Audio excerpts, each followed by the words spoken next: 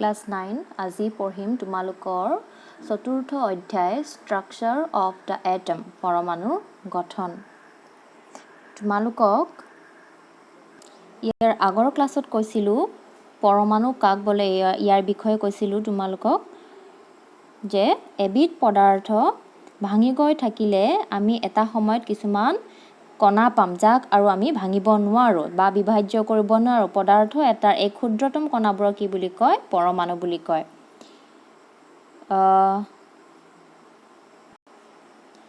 পদাৰ্থ এটা কি বুলি কৈছিলোঁ? পদাৰ্থ এটা অতি সৰু সৰু কণাৰে গঠিত। সকলো পদাৰ্থ এনেদৰে সৰু সৰু ক্ষুদ্ৰতম কণাৰে গঠিত। এনেদৰে বহুত কণা লগ হৈ পিনেহে এটা পদাৰ্থ গঠিত হয়। আগৰ ক্লাছত তোমালোকক এইটো বিষয়ে কৈছিলোঁ। এতিয়া এই কণাবোৰত কি থাকে?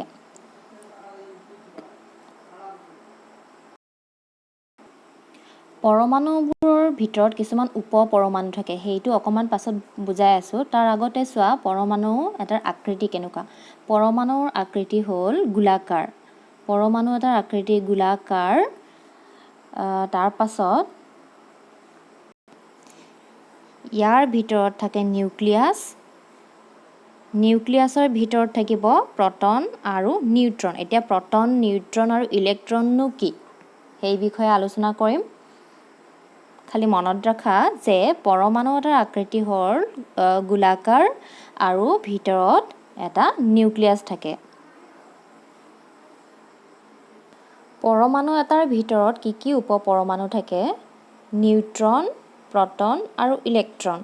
এতিয়া নিউট্ৰন, প্ৰটন আৰু ইলেক্ট্ৰন কোনে আৱিষ্কাৰ কৰিছিল আৰু ইহঁতৰ আধান কিমান হয়, আধান কি হয়?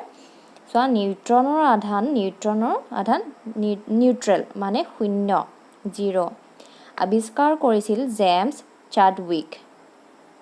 প্ৰটন মানে হ'ল প্ৰটন ধনাত্মক আধানযুক্ত আৰু আৱিষ্কাৰ কৰিছিল গল্ডষ্টেইনে। ধনাত্মক আধানযুক্ত মানে কি হ'ল পি পজিটিভ লিখিম আৰু ইয়াৰ আধান হ'ব +1। ঠিক আছে? ঠিক তেনেদৰে ইলেক্ট্ৰন হ'ল ঋণাত্মক আধানযুক্ত আৰু আৱিষ্কাৰ কোনে কৰিছিল? জে থমছনে।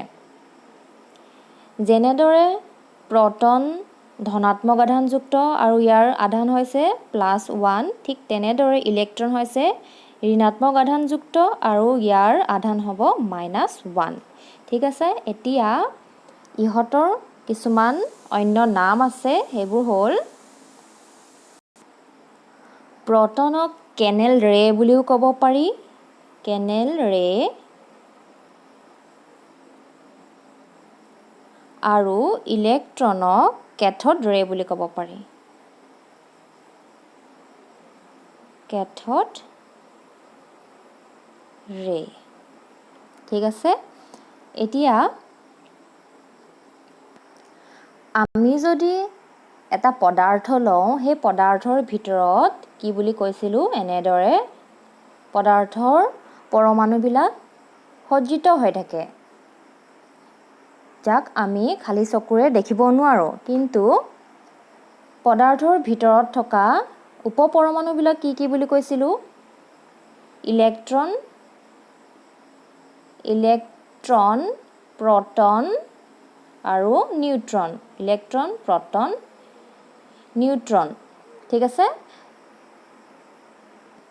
যদিও পৰমাণু এটাৰ ভিতৰত উপপৰমাণু আছে, কিন্তু পদাৰ্থ এটাৰ ধৰ্ম কিন্তু সেই পৰমাণুখিনিয়ে দেখাব। এতিয়া ধৰা যদি এই পাত সোণৰ পাত, ঠিক আছে? এইবিলাক হ'ল সোণৰ পাতৰ ভিতৰত থকা পৰমাণুবিলাক। ঠিক আছে? সোণৰ পাতত থকা পৰমাণুবিলাকৰ গাতহে সোণৰ ধৰ্মবিলাক থাকিব বা গুণবিলাক থাকিব। এইখন সোণৰ পাত, এই সোণৰ পাতৰ ভিতৰত থকা এই পৰমাণুবিলাকৰ গাতহে সোণৰ ধৰ্মটো থাকিব। তাৰ ভিতৰত থকা উপপৰমাণুবিলাকত ইলেক্ট্ৰন, প্ৰটন, নিউট্ৰনৰ গাত কিন্তু সেই সোণৰ ধৰ্মখিনি নাথাকে। ঠিক আছে? বুজি পাইছা? ঠিক তেনেদৰে ধৰি লোৱা এখন ৰূপৰ পাত, এইবিলাক ৰূপৰ পৰমাণু, ৰূপৰ পাতত থকা পৰমাণু। ঠিক আছে? ইয়াৰে এই পৰমাণুবিলাকেহে ৰূপৰ গুণটো দেখাব, ৰূপৰ ধৰ্মটো এই পৰমাণুৰ গাতহে থাকিব। ইয়াৰ ভিতৰত থকা উপপৰমাণু অৰ্থাৎ ইলেক্ট্ৰন, প্ৰটন আৰু নিউট্ৰনৰ গাত কিন্তু নাথাকে। এইখিনি কথা মনত ৰাখিবা। এতিয়া চাম এই ইলেক্ট্ৰন, প্ৰটন, নিউট্ৰন এই তিনিওটা উপপৰমাণুনো কেনেদৰে সজ্জিত হৈ থাকে। এতিয়া চোৱা, এইটো এটা পৰমাণু, ঠিক আছে। পৰমাণুৰ ভিতৰত থাকিব নিউক্লিয়াছ। এইটো হ'ল পৰমাণুৰ ভিতৰত থাকিব এইটো নিউক্লিয়াছ, ঠিক আছে, নিউক্লিয়াছ। এতিয়া উপপৰমাণুবিলাক কি আছিল? Electron, proton, neutron. এতিয়া ইলেক্ট্ৰন ক'ত থাকিব, প্ৰটন ক'ত থাকিব আৰু নিউট্ৰন ক'ত থাকিব? এই নিউক্লিয়াছৰ ভিতৰত থাকিব নিউট্ৰন আৰু প্ৰটন, ঠিক আছে। নিউক্লিয়াছৰ ভিতৰত থাকিব নিউট্ৰন আৰু প্ৰটন, আৰু নিউক্লিয়াছৰ বাহিৰত থাকিব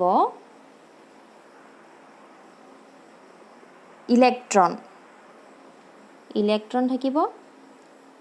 বুজি পাইছা?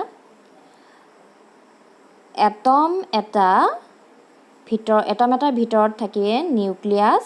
এই নিউক্লিয়াছৰ ভিতৰত থাকিব নিউট্ৰন আৰু প্ৰটন। নিউট্ৰন কি হয় বুলি কৈছিলোঁ? নিউট্ৰন 0 আধানযুক্ত। আৰু প্ৰটন হৈছে ধনাত্মক আধানযুক্ত, ঠিক আছে। আৰু এই ইলেক্ট্ৰন ঋণাত্মক আধানযুক্ত, আৰু ইলেক্ট্ৰন সদায় পৰমাণু এটাৰ নিউক্লিয়াছৰ বাহিৰত থাকে। নিউট্ৰন আৰু প্ৰটন পৰমাণু এটাৰ নিউক্লিয়াছৰ ভিতৰত থাকে। নিউট্ৰন হৈছে 0 আধানযুক্ত, তাৰপাছত প্ৰটন হৈছে ধনাত্মক আধানযুক্ত, আৰু ইলেক্ট্ৰন হৈছে ঋণাত্মক আধানযুক্ত। আমি কি আলোচনা কৰিলোঁ? পৰমাণু কি? পদাৰ্থ এবিধ ভাঙি গৈ থাকিলে আমি এটা সময়ত কিছুমান কণা পাম, যাক আৰু আমি অধিক ভাঙিব নোৱাৰোঁ। পদাৰ্থ এটাৰ এই ক্ষুদ্ৰতম কণাবোৰক পৰমাণু বুলি কোৱা হয়। তাৰ পাছত এই পৰমাণুবিলাকৰ ভিতৰত কিছুমান উপপৰমাণু থাকে। সেই উপপৰমাণুবিলাক হৈছে ইলেক্ট্ৰন, প্ৰটন, নিউট্ৰন, ঠিক আছে। আৰু পৰমাণু এটাৰ আকৃতি গোলাকাৰ হয়। তাৰ ভিতৰত থাকে নিউক্লিয়াছৰ ভিতৰত কি থাকে বুলি কৈছিলোঁ? নিউট্ৰন আৰু প্ৰটন। নিউক্লিয়াছৰ ভিতৰত নিউট্ৰন আৰু প্ৰটন থাকে। পৰমাণুৰ নিউক্লিয়াছৰ বাহিৰত কি থাকে? ইলেক্ট্ৰন থাকে। তাৰ পাছত পদাৰ্থ এবিধত থকা পৰমাণুবিলাকেহে সেই পদাৰ্থটোৰ ধৰ্ম দেখুৱায়। যেনে ধৰা সোণৰ পাতত থকা সোণৰ পৰমাণুবিলাকে সেই সোণৰ ধৰ্ম দেখুৱায়। তাৰ ভিতৰত থকা উপপৰমাণু ইলেক্ট্ৰন, প্ৰটন, নিউট্ৰনে কিন্তু নেদেখায়। নেক্সট ক্লাছত তোমালোকক থমছনছ মডেল আৰু ৰাদাৰফৰ্ড মডেল পঢ়াম। আজি থুলমূলকৈ এইখিনি বুজাই থলোঁ। অহা কাইলৈ থমছন আৰু ৰাদাৰফৰ্ডৰ পৰমাণুৰ আৰ্হি বুজাম, ঠিক আছে।